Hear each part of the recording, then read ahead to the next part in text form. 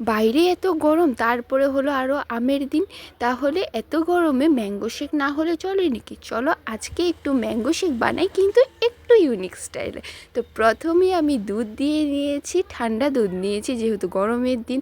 চিনি দিয়ে ম্যাঙ্গোর পাল্পটাকে দিয়ে ভালোভাবে মিক্সিতে দেখো মেরে নিচ্ছি, তারপর হয়ে গেছে। তারপর আমি কিন্তু সুন্দর একটা জগে ঝেড়ে নিয়েছি।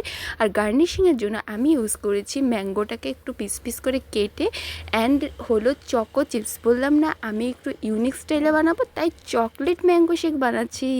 তোমরা একবার ট্রাই করে দেখো। ডার্ক চকলেট, হোয়াইট চকলেট দিয়ে গার্নিশিং করেছি, আর উপরে ছিটিয়ে দিয়েছি হলো আমাদের ফেভারিট চেরি। আর তার সাথে ঠান্ডা ঠান্ডা ম্যাঙ্গো শেক, তার সাথে তো পিস পিস ম্যাঙ্গো আছে দাঁতের নিচে যখন পড়বে, আহা কি স্বাদ!